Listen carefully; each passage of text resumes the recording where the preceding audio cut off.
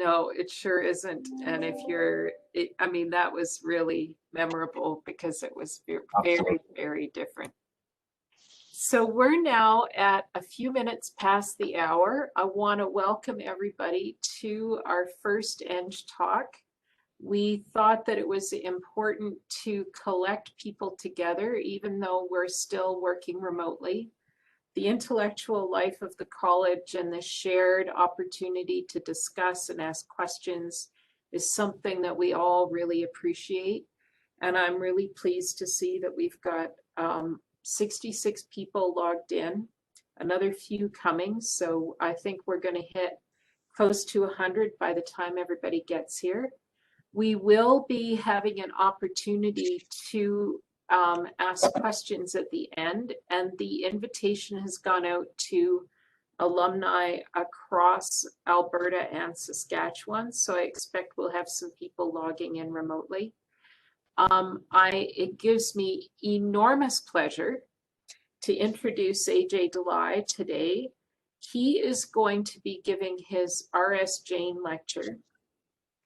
And this would normally be the plenary talk at the Canadian Society for Chemical Engineering Conference, and absolutely everybody at the meeting would go. And I have to tell you that my decision to go to graduate school happened at an R.S. Jain lecture a few years ago. So they're really, really major and very inspiring events, I think, both for the recipient and for the community.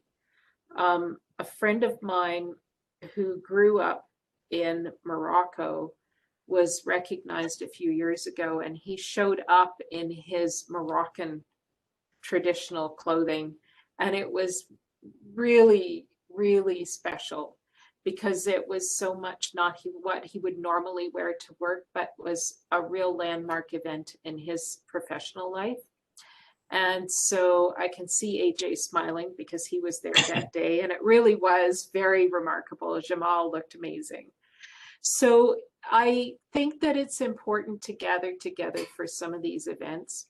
We were talking just before we let people in, and Ajay is the only person I know whose publication count, and I think he's going to pass 500 just with journal papers soon.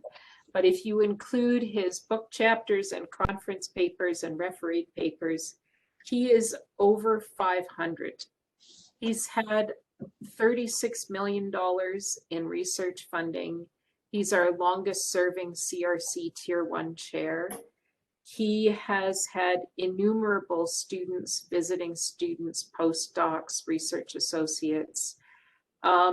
He has been the driving force between the pilot plant and has an enormous amount of activity going on there. His areas of research cross multiple fields. I tend to list 4. He has 10 listed. So his interests are wide ranging and very diverse. And I personally am really looking forward to hearing how he pulls the story together and what he decides to share with us today, because I know that anytime I sit down with him to have a conversation about research, it's fast-paced, it's exciting. Everybody in his group is just passionate about what they're doing.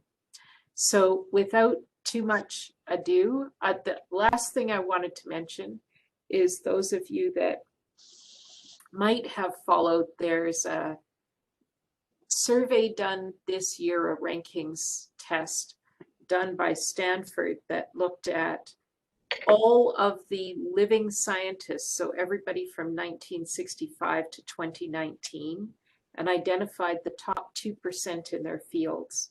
And in addition to the R.S. Jain Lectureship and a wide range of other awards, Ajay was identified in the top 2% of his field on that most recent ranking of people. So truly a distinguished scholar with a great deal to offer and a lot of contributions both on the human side and the technical side. So welcome today, Ajay. We're thrilled to have you with us.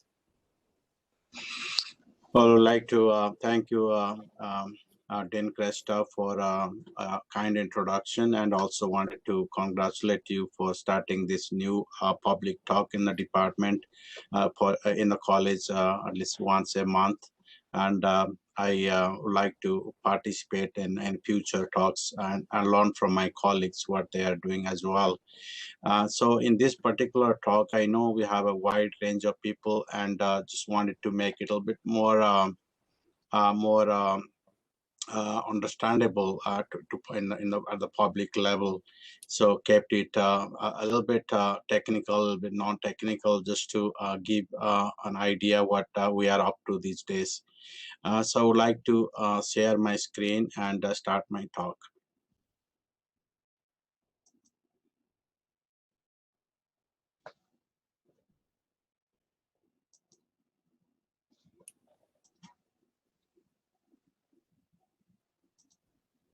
We're just waiting for it to come through. There it is. We see you. Yeah, so I think you just have to put the PPT on the screen. Okay. And We're seeing that as a sub part of the screen, AJ, in so not the full PowerPoint. screen. We're not seeing the presentation part. So the presentation part is now on the screen? No. No, okay. I'm seeing the PowerPoint. It looks like it is, actually. It was there. There's. Is it there?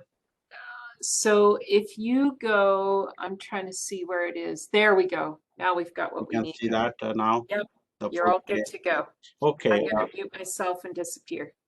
Okay, that's fine. I just wanted to thank you, Sujan, again for your kind introduction. And I'm so glad that many of my colleagues and collaborators and students and mentors are in the audience. So this gives a little bit of an opportunity. In about 45 minutes, we have been working for last 25 plus years.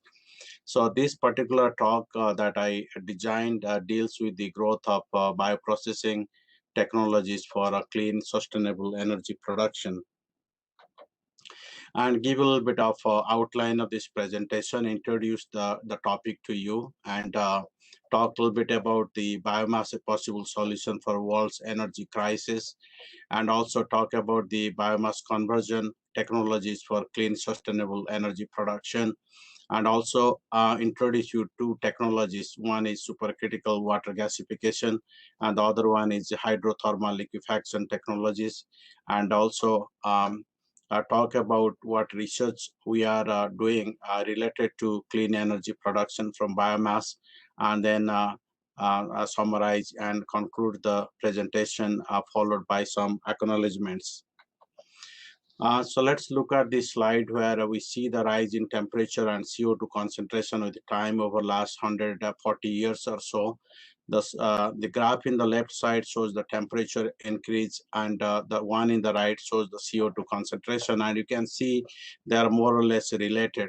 And over last 40 years or so, there is an increase in temperature and increase in CO2 concentration in the planet.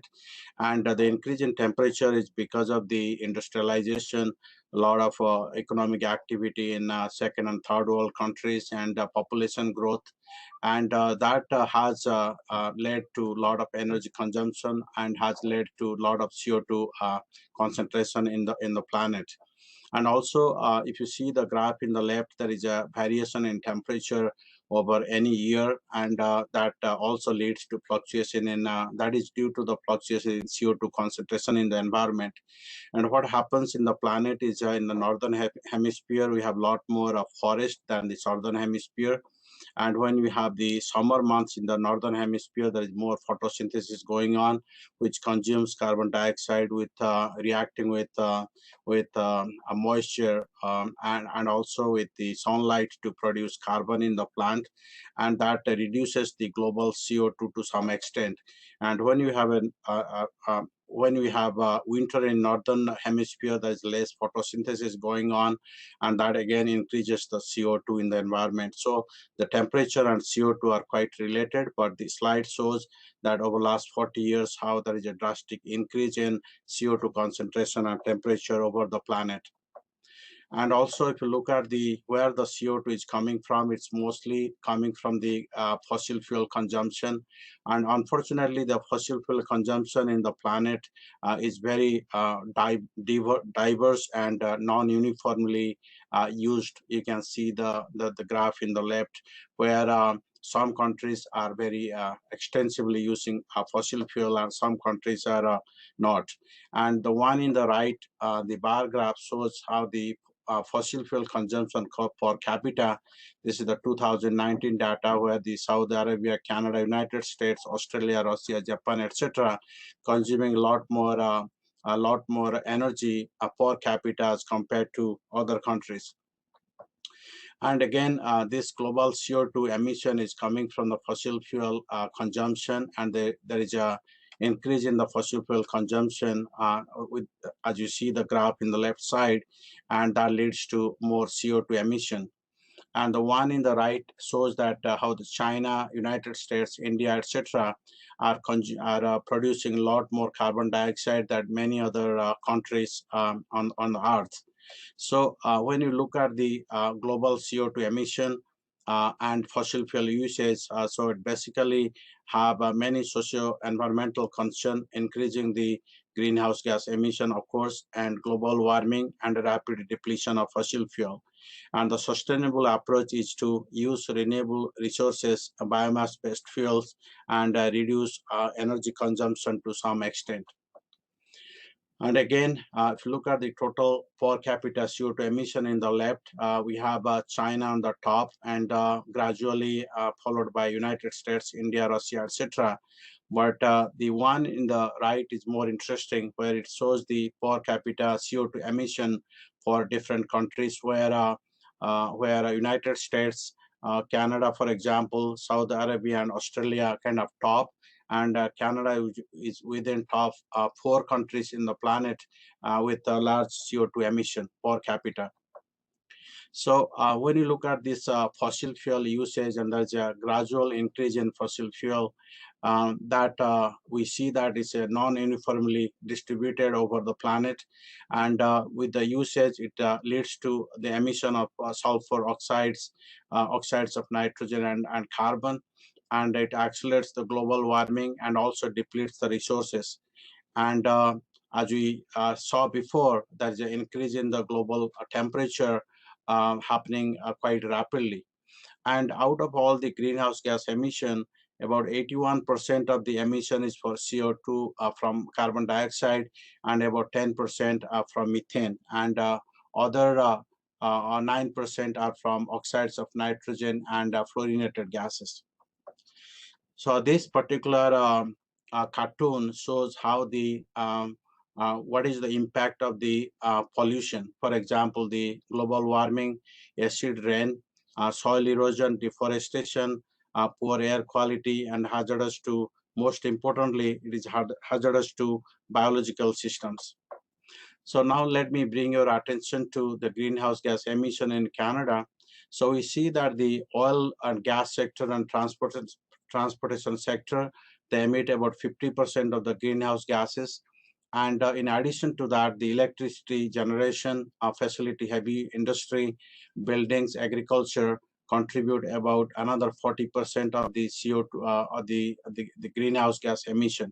So when we talk about the greenhouse gas emission, we are looking at the emission of CO2 and methane and other gases.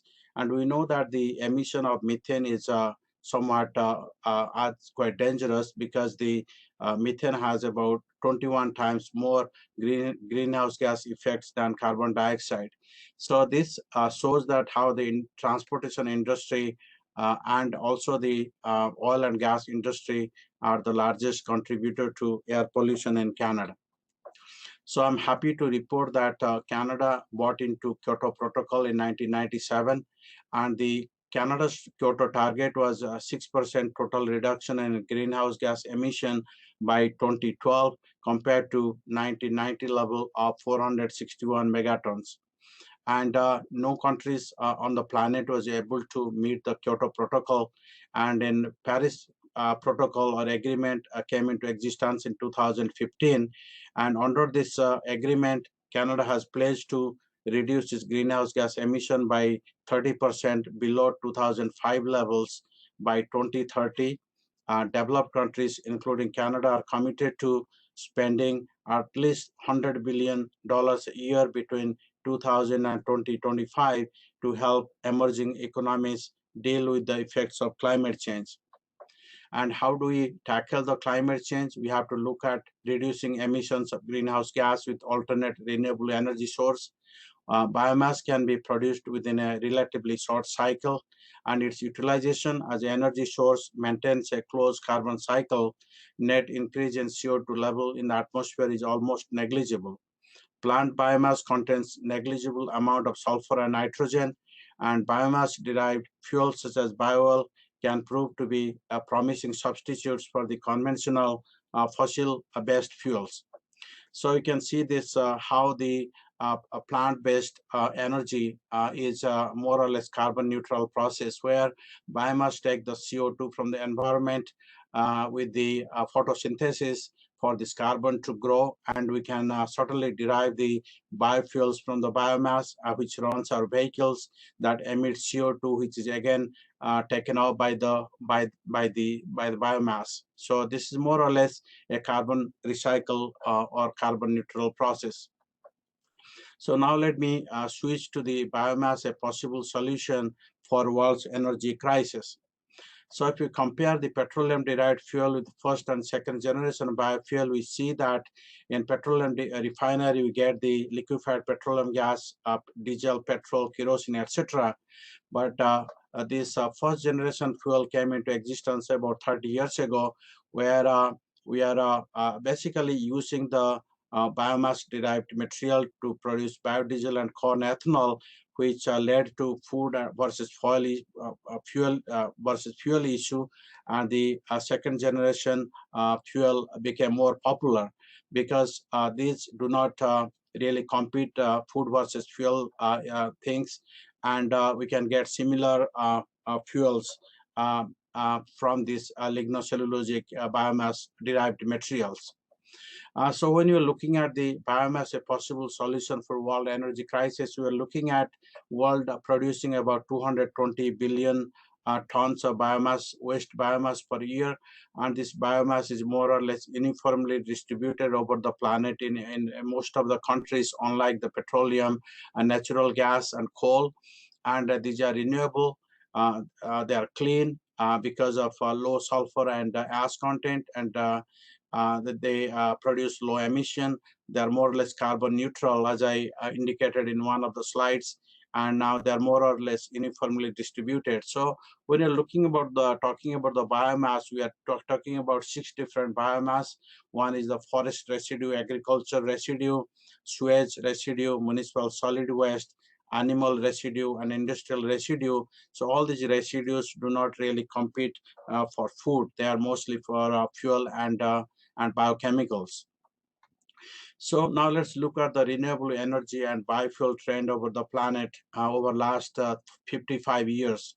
We see that the renewable energy coming from hydropower and wind are very, very popular, and we also have the solar and also biomass, and that produces about 7,000 terawatt hour of renewable energy over the planet, and about 1/6 of that is basically biofuel production, and the one that you see in the right side, about 1,200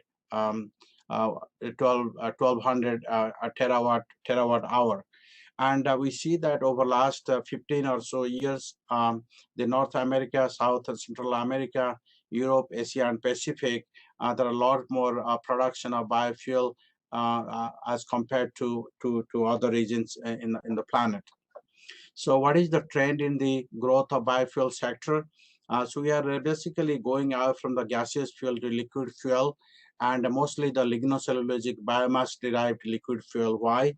Because the liquid fuel have more energy density, easy to transport, and easy to produce, and also have more value.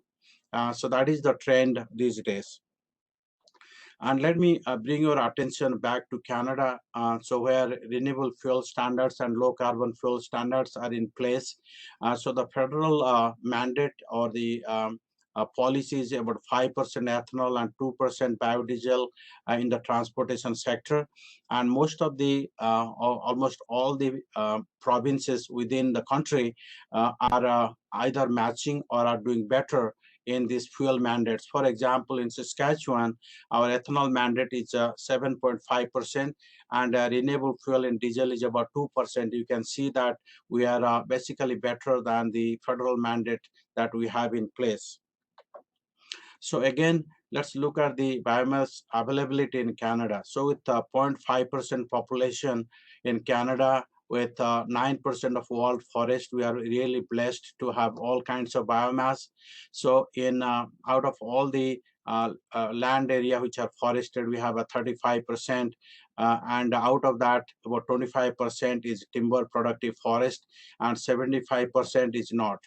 And there is an annual biomass availability from forest and agriculture sector is about 143 million tons of carbon per year, and the residual or waste biomass is about 60 million tons of carbon per year. That has an energy content of 1.5 times 10 to the power 18, which is exa, that is joules per year.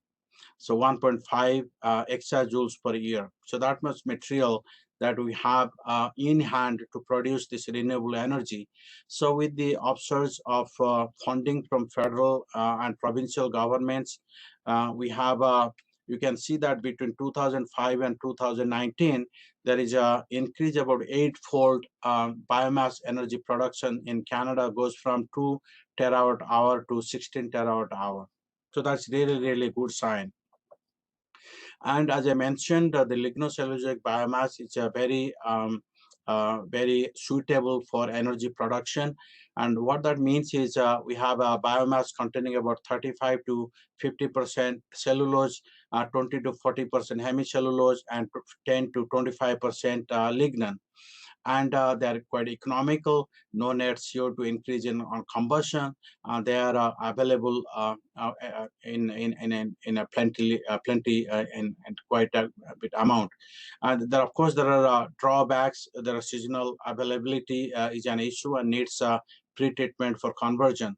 And the examples of lignocellulosic biomass are grasses, wood, and agro waste. So we are also looking at the energy crop, which is basically defined as any plant grown as a low-cost, low-maintenance harvest used for making biofuels or combusted for its energy content to generate heat or electricity.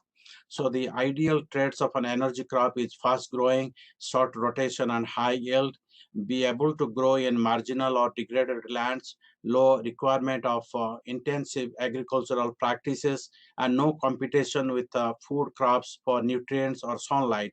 So the examples of energy crops are the in the wood grade are willow and poplar, and in the grass family, switchgrass, elephant grass, and timothy grass. So now let me switch to the biomass conversion technology for clean, sustainable energy production. So those who are not familiar with the biomass conversion technology, basically there are three pathways: the chemical conversion pathway, biochemical conversion pathway, and thermochemical conversion pathway. As part of the chemical conversion pathway, we have hydrothermal upgrading as well as high pressure liquefaction technology. Part of the hydrothermal upgrading, the biomass feedstock is treated with water at a relatively high temperature and pressure for less than 30 minutes to remove almost 85% of oxygen in equal parts of CO2 and water. The final product is a liquid fuel that can be converted into high quality diesel fuel.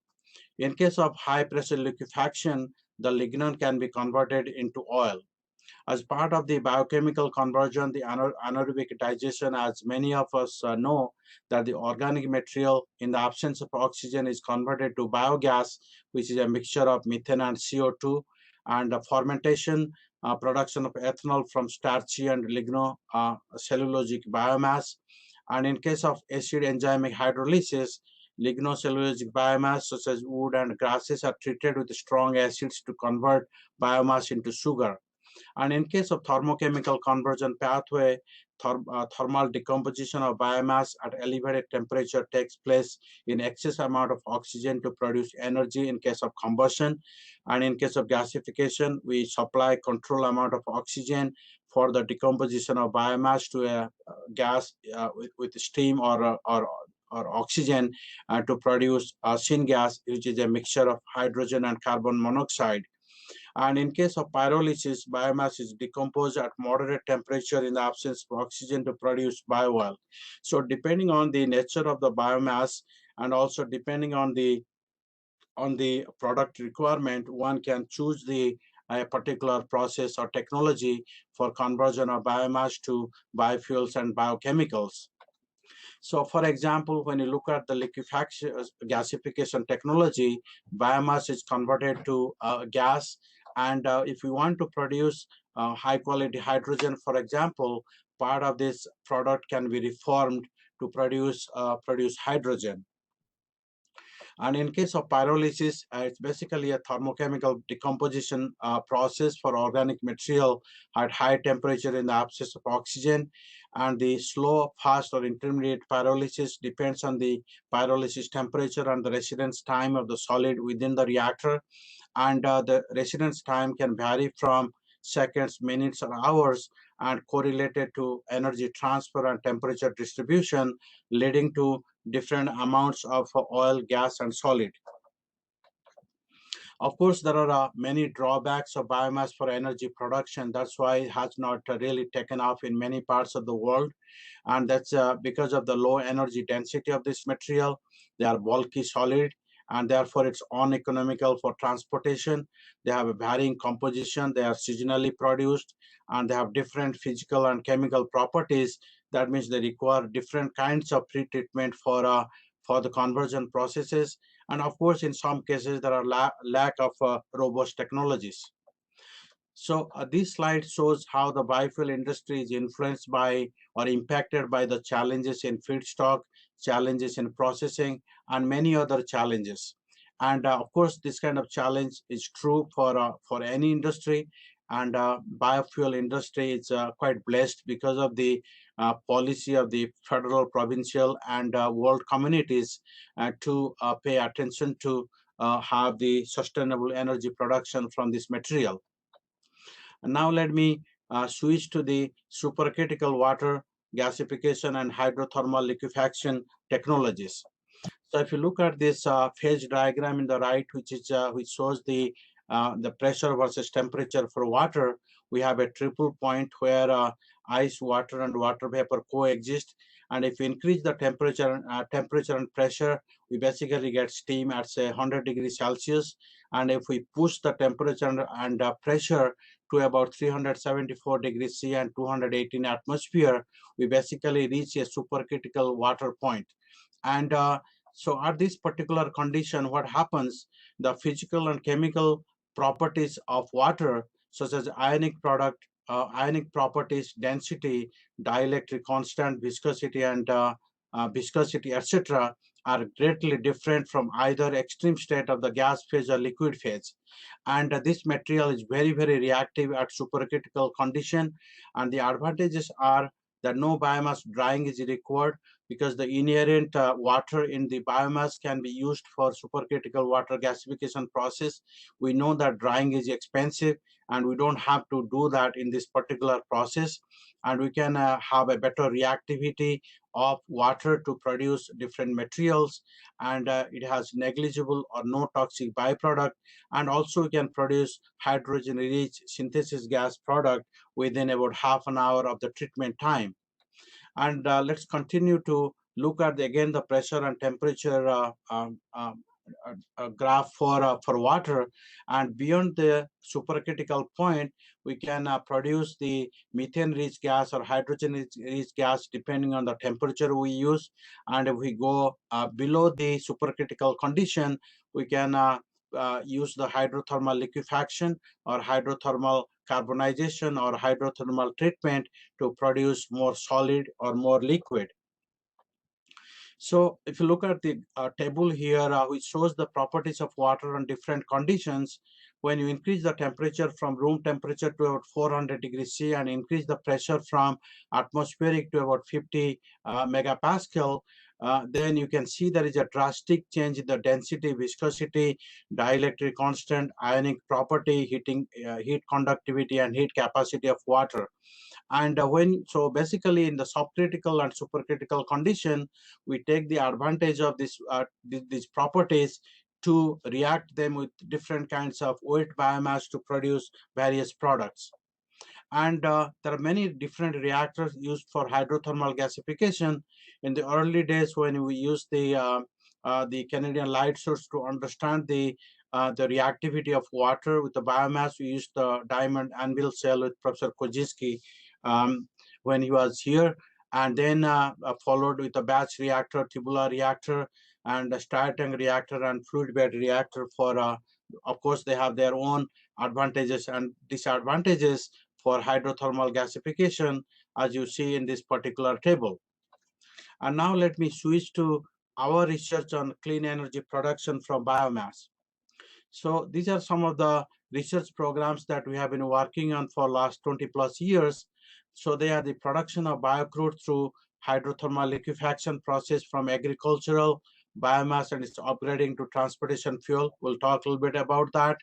Production of hydrogen and syngas through supercritical water gasification of biomass, production of activated carbon and their application for mercury and carbon dioxide capture, biopellet production, biodiesel production, glycerol utilization, production of green diesel from syngas by physiotroph synthesis, production of ethanol and higher alcohol from syngas, and utilization of greenhouse gases as methane and carbon dioxide from anaerobic digestion system in collaboration with Professor Wang in my department for syngas production, and catalyst development for hydroprocessing of gas oil, and also synthesis and industrial application of carbon nanotubes. So let me talk a little bit about this hydrothermal liquefaction, how it works.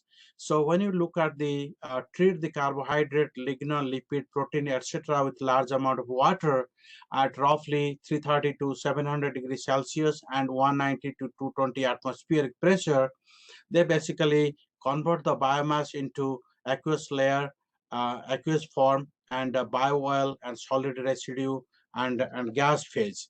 So for example, we took about say 15% canola meal and waste wheat flour and treated with 85% water at about 330 to 350 degrees Celsius, 200 to 220 atmosphere for less than an hour, and that converts this biomass to four different products. One is the aqueous phase, which is about 85%, bio-oil is about 5%, solid residue about 8%, and gas phase is about 2%.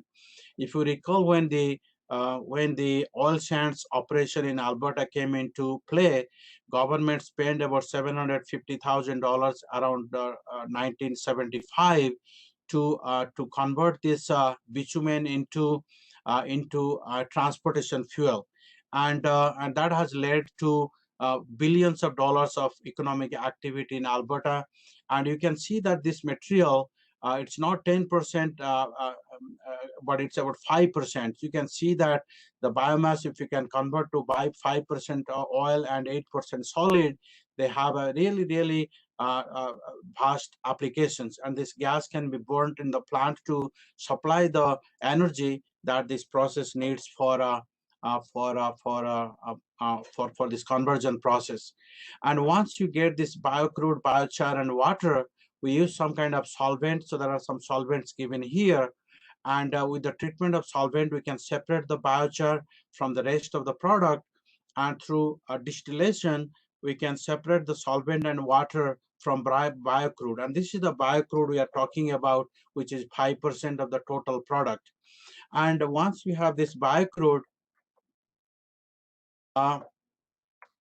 once we have this this biocrude, you can see that it has about 79% carbon and 9% oxygen with 36 to 40 megajoules per kg of energy content, and has very little as about 0.1%.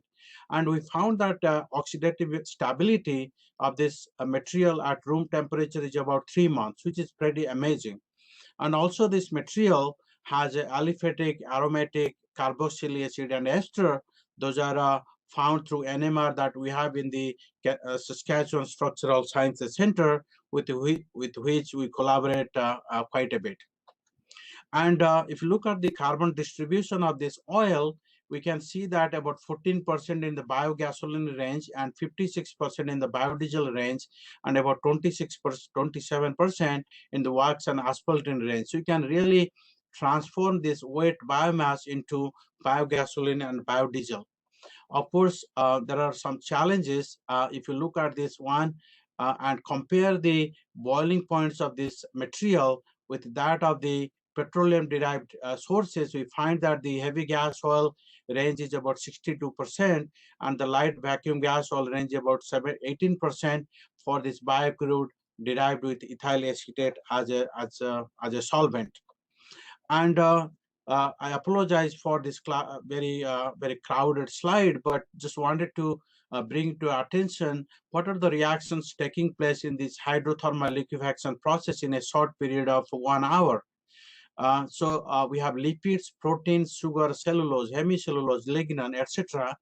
And they go through various steps through making monomers, intermediates, to finally get these 4 products that we have in the right side. And give you some example where lipid goes through hydrothermal liquefaction process. It goes through hydrolysis to produce glycerol and fatty acid, and through decarboxylation, it produces alkane and alkene, which are basically hydrocarbons. And here lignin goes through hydrolysis to produce hydrogenated aromatics, and cellulose and hemicellulose are converted through reduction and condensation to oxygenated aromatics and various organic chemicals. And also protein through hydrolysis goes through amino acids, and that leads to the production of ammonia, organic acid, amines, etc. And you can see that we can not only produce fuel, but through aqueous media we can produce various chemicals. And also let me talk a little bit about the solid, that we get 8% solid from this, which has a very good surface area and poor volume and poor size, and these can have different environmental applications. But there are, of course, challenges of using crude as a fuel because of the complex chemical composition and unstable when exposed to air for a long period of time, especially at a higher temperature. They have multiple phases. They have a different polarity, different oxygen content. They have high viscosity and density. They also have a high acidity number. And what we wanted to do is, in order to overcome this challenge, we wanted to blend this biocrude with the gas oil present in with the following advantages. So we can decrease the viscosity, density, and surface tension by blending with the gas oil from petroleum sector. It can increase the calorific value, as it has more calorific value as compared to the gas oil. We can increase the cetane number, and also the blending can help to feed the mixture to refinery for further processing. And we looked at the boiling point distribution of this bio-oil. You can see the solid square in this graph, and how that compares with the heavy gas oil and light gas oil in this particular slide. To simplify this, we can see how the bio-oil boiling point distribution is very close to that of the heavy gas or hydrotreated heavy gas oil and hydrotreated cracked product. And what we did is we wanted to develop a blending study for bio-oil with heavy gas oil, and we have done some work with our Dean Susan Cresta on this, where we found that we can take 10% of the bio-oil and blend with 90% of the heavy gas oil at about 120 degrees C for 12 hours to have a homogeneous mixture. And with this temperature and with a different amount of bio-oil, we found different timings to get this homogeneous mixture. And once you create this homogeneous mixture of bio-oil and gas oil, we can do the hydroprocessing. And those who are not familiar with this technology, it is basically a catalytic process used extensively to reduce the amount of undesired sulfur, nitrogen, and oxygen compounds, aromatics, and unsaturated hydrocarbons from refinery processing stream. So this process, this technology removes the nitrogen, aromatics, metals, oxygen, and also can saturate olefins, and also can remove sulfur. And so for that, we require certain catalyst. And the catalyst basically improve or they accelerate the rate of reaction. And we have two commercial catalysts, cobalt moly and gamma alumina, nickel moly and gamma alumina, and used in a power reactor, basically a batch reactor in our laboratories.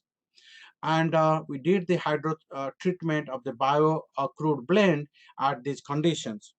And what we find is this is a bit complicated, but what I want to bring your attention to, when you look at the cobalt moly and nickel moly catalyst, we have about 3 to 4% of biogasoline and about 40 to 44% of biodiesel produced from this material when it's blended with 90% of the heavy gas oil. And also we are able to remove 23 to 28% oxygen. You remember that we have 9% oxygen, and we are looking at blending 10% of bio oil with 90% of the petroleum derived gas oil. And we are able to remove some sulfur and nitrogen as well through this process. And in this process, as I mentioned, we are producing biochar as well. And biochar has certain applications. You can see that when you produce biochar at higher temperature, we have more aromatic carbon, more ash, more pH, more surface area, more pore volume. And also it decreases the yield, volatile content, conductivity, and cation exchange capacity. And this biochar has many applications. It can have a fuel application, for example, and it is like a biocoal. It can have a soil application, water purification, and also a gas purification process. Can apply for carbon credit. We can also make biocomposites. You can see certain vehicles use biochar to make biocomposites for vehicles. And also you can have a biomedical, pharmaceutical, and gas storage application. And of course, you can have a catalytic, adsorbent, and water treatment applications as well. So when we look at the biomass, and depending on the nature of the precursor, and depending on the supercritical water condition and pyrolysis condition, we can produce the biochar. And again, depending on the activating agent and condition, depending on the nature of the biochar, we can produce very high quality activated carbon. And the biomass, you can see the value of this waste biomass, the activated carbon that we produce can be sold at about $2 per pound, for example. And we have applied this with the help of the SAS Power and with SAS, with the Saskatchewan Research Council. We worked for about 10 years to apply this activated carbon for mercury capture from their power plant in the Boundary Dam in southern Saskatchewan. So what we find is if you can produce high quality activated carbon and use lower temperature to absorb part of the mercury. So this mercury is emitted in the flue gas stream, and in Canada we emit roughly 2,500 kilograms of mercury per year.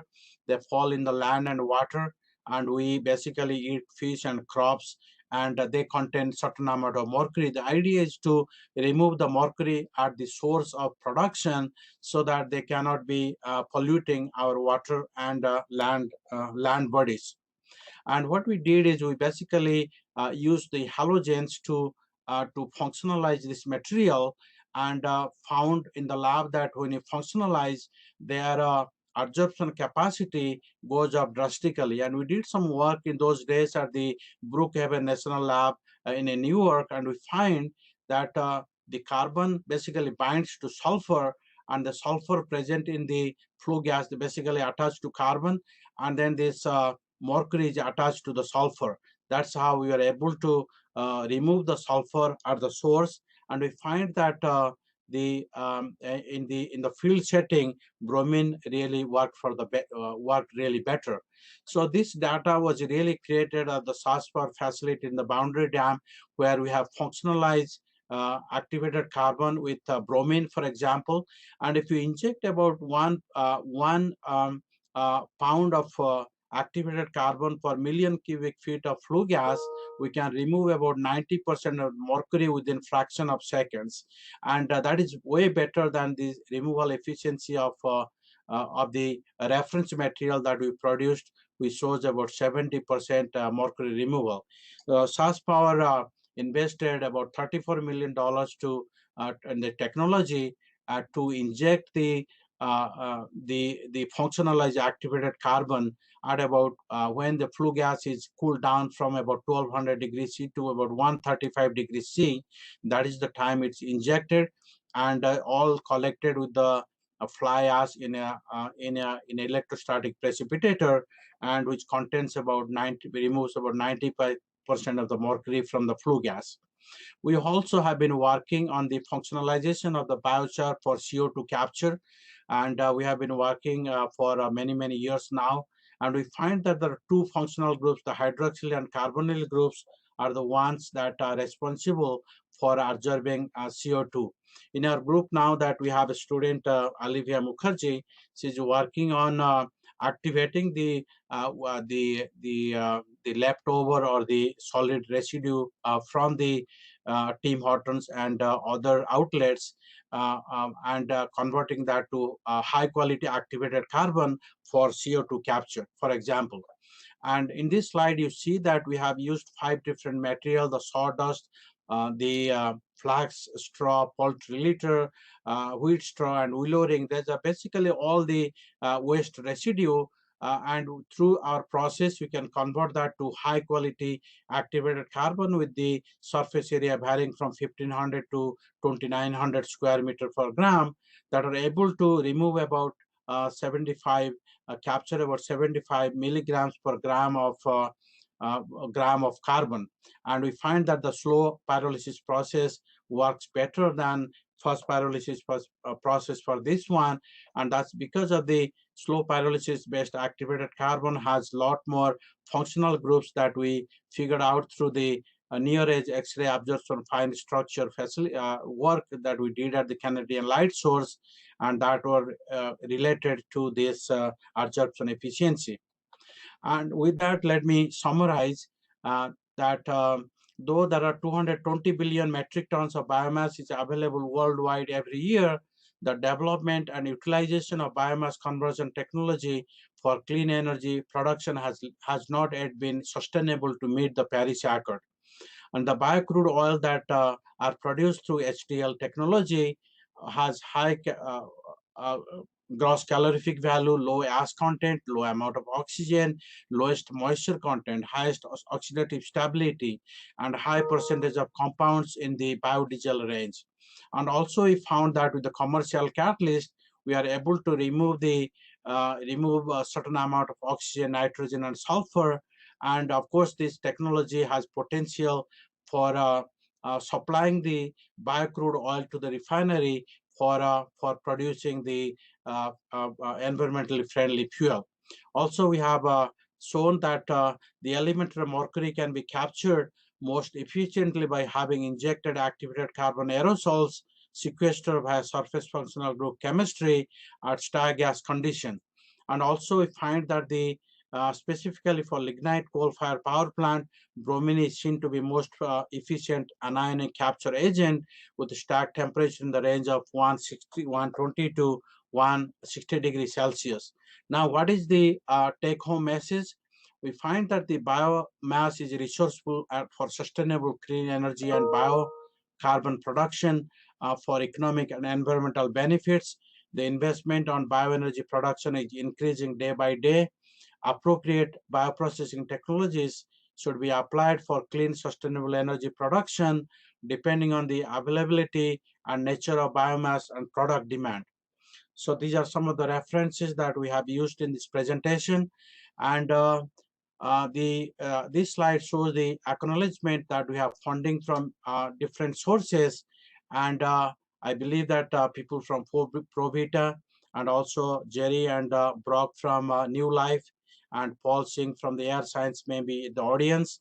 And also we have been working with the Canadian Light Source and the Structural Sciences Center, and funding from KAUST, NOVA, and many other any other funding agencies are shown here. So of course NSERC and the CFI, for example, Western Diversification, and also Agriculture, Agri-Food Canada, and also our provincial Ministry of Agriculture have been very supportive. And here are my masters and PhD supervisors who basically taught me the trick how to do high quality research. And these are my postdoc and visiting faculty supervisors who are no more. And Professor Tollefson comes from Calgary, and he also won the 1997 RSGN Memorial Award. And these are my collaborators within the campus. There are many from our department, including our Dean Kresta.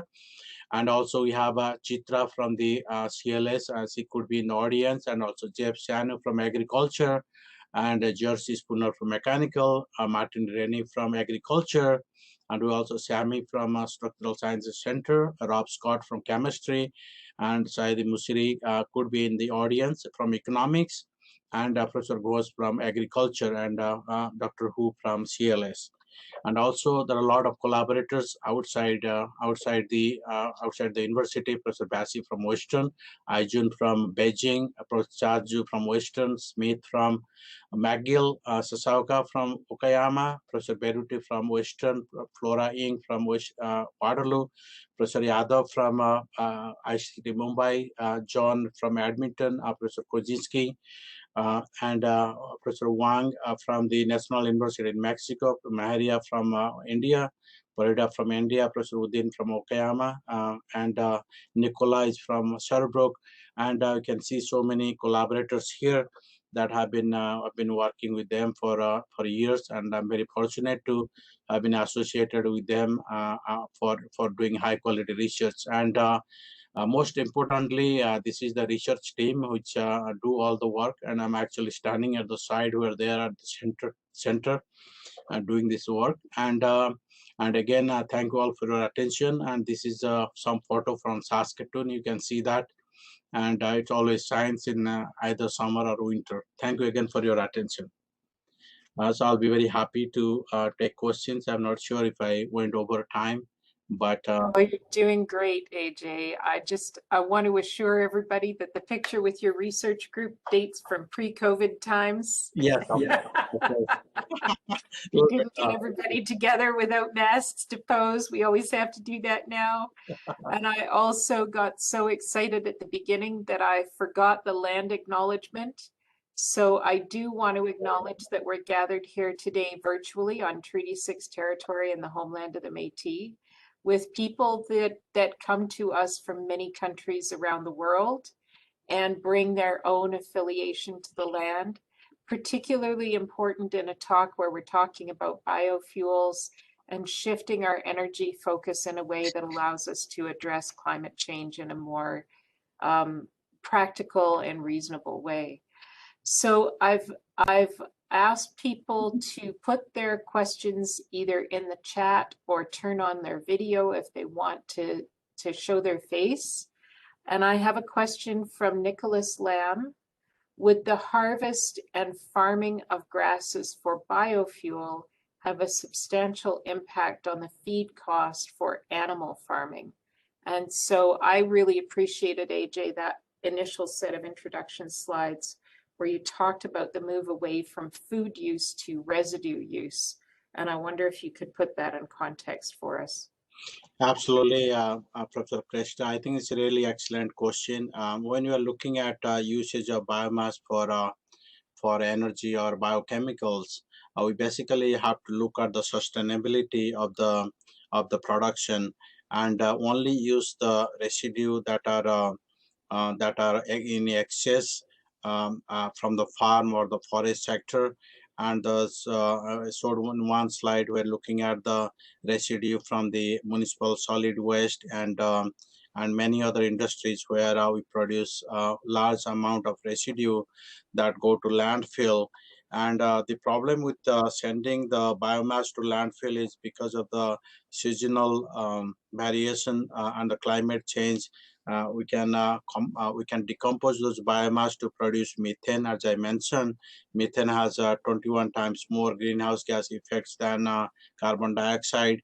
So I think if we can stop sending any biomass to the landfill and use them for energy and biochemical production, that will be really good thing, and that certainly applies to the excess residue we get from agriculture. So we are not really competing with the residue from agricultural industry for cattle or hog feed or chicken feed or things like that. We are basically targeting the residue that is absolutely available for the energy production that can complement the energy that we are getting from the fossil fuel. So I have to ask you, AJ, if there's any hope for whey, because whey is just such a hard agricultural residue to deal with, and the Yeah. water content just overwhelms us every single time. It's so frustrating. Yeah, I think that's the reason I basically highlighted this hydrothermal liquefaction or gasification technology, where the inherent water content in the biomass turns into a reactive material to convert that to gas or liquid. So I've got now a question from Farid Safari. Is there any plan in Canada for development of supercritical water gasification of biomass for hydrogen and chemical production at the pilot scale? This is a really good question. I think I did not highlight the economics of this process. As you see that you are dealing with 350 to 400 degrees Celsius and about 200 atmosphere. So it's very energy intensive process, and we have to really find ways to harvest that energy for this process. So I can see that we can rely on solar energy, for example, complement solar energy with this technology, and also use part of the biomass to produce the energy that we need to for this HDL or HDL technology. So there are a lot of hurdles still there in that process, though the conversion takes only about an hour, but there are a lot of issues in terms of the economics and the energy input into the process. So we have to address those before we can basically go for piloting of this technology. That's, I mean, so many of these steps go together, don't they, AJ, to finally get to a place where we can do it. And Absolutely. if we hadn't taken those steps along the way, we wouldn't have mRNA technology today. So I think that continuing along that path is a really important part of the story. From Barry Thiessen, welcome Barry. What existing industries will modify their processes in the future to increase production of biomass content? Do you think it will be focused on petroleum refineries, pulp mills, I would add sawmills, ag waste? Where do you think that will end up having the biggest leverage? I think it all depends on the investment and then the priority that we have in different parts of Canada, even different parts of the world. I think as a very well developed country, we produce lot of waste, biomass waste, food waste, agricultural forest waste, and also a lot of food that we put on the table we don't consume enough and waste them. So I think we have opportunity to turn any waste to energy, and as I mentioned, different technology will fit in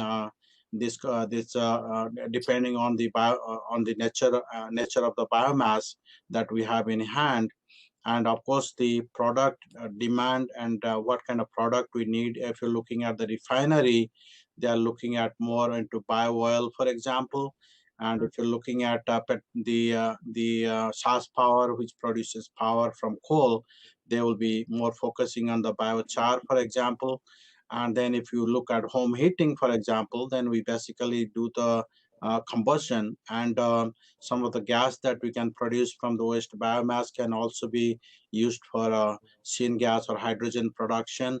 And hydrogen is a really clean fuel. So I think it basically boils down to the strategy that we have with respect to the waste biomass we have in hand, and what product we have in demand at that particular place. So I think we have to look at the economics of the whole thing in order to implement any technology. So just following on from that, you did mention that some of the ag residue is a very seasonal thing. Is there a way to use the same plant with different products to make sure that it's in use year round? Absolutely, absolutely. When you look at the agricultural residue, they are basically lignocellulosic biomass. A lot of forest residue are also lignocellulosic biomass. And if you look at the municipal solid residue that we send to landfills, they also have lignocellulosic biomass. So I think we can look at production and availability of different biomass at different season, so that they are plentifully available around the year for energy and biochemical generation. Um, I don't think it's an issue. At the same time, as I mentioned, the transportation of biomass is expensive, so we have to basically look at locating a plant within where we can move this biomass within 100-kilometer radius to make that happen. Um, so biomass, you're right, the agriculture residue is seasonal, but at the same time, we have other kinds of biomass available around the year for processing, and we can have a different plant capacity, for example, depending on the availability of the raw feedstock. That's really interesting, AJ. I have two more questions, and then I think we'll be close to wrapping it up. Is there a scenario, and this one is from Anthony Ahat, is there a particular scenario where using biofuel as energy would be better than either solar or wind? Actually, that's a really, really good question. I don't think when you're looking at the renewable energy, that should not be we should not be looking at competition among these different technology. I think we can rely on wind. We also know that wind is seasonal. We also know the solar is seasonal in some countries, and biomass is also seasonal. So I think all these different technologies or the products can complement one another rather than competing against one another. Because we need so much energy. What I read yesterday, that U.S. Department of Energy predicts that up to 2040, 2050, we'll still need about 70% of the non-renewable or the fossil fuel, for example. So we still are going to use a lot of fossil fuel, and these the renewable energy have long way to go. But I think we just have to look at the availability and the technology, the economics, and target all this for our benefit. And the hydro is also there. The hydro power, as you know, Quebec is very, very strong in hydro. Saskatchewan also have some hydro. And we are not going to look at one or the other, but I think we should look at all of them. As I mentioned, in Canada, we have a 0.5% population with 9% of world forest. We have so much biomass, and we can rely on that to produce energy and complement that energy with the fossil derived energy, so that our fossil fuel can last longer, and then we have a somewhat control on the CO2 emission for all of us and for our future generations. So this is a really, really interesting question from one of our alumni. Pat Landine is here and says, how does the potential net energy yield from any or all of the processes described here with a resource of 220 megatons per year compared to the annual energy used by the transportation sector in Canada. Yeah. And I think this is going to really put a good, strong point on what you've just said, AJ, that we need to be looking at all sources. Absolutely, absolutely. Especially when you're looking at the transportation sector, as I said, transportation sector emits about 25% of emission in Canada. So that's really, really large amount. And that's why the government made a mandate about 5% ethanol and 2% biodiesel. And I believe they did that because that was what was available that point in Canada. And with 2% biodiesel, we are looking at producing 500 million liters of biodiesel with a 25 billion liters of diesel consumption every year within the country.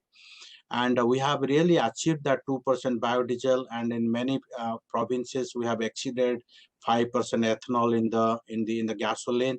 I think there is basically gradually go up to maybe 5% biodiesel and maybe 10% ethanol.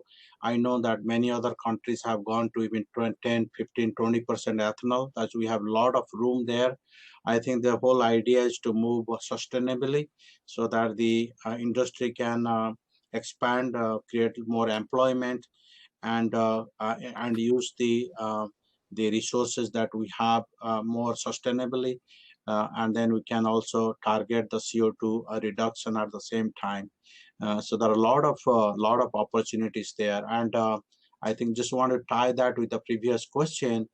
With the solar and wind, for example, we cannot really produce the transportation fuel, and biomass can really, really complement that, which in Canada, we have a lot of pollution through transportation sector, and we can basically target that particular sector to reduce the fossil fuel usage and increase the biofuel usage.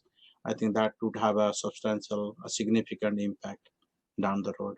That's awesome. AJ, one last question, and this harkens backwards in time for me, but how viable would it be to have smaller biomass conversion units directly on farms to overcome the transportation costs?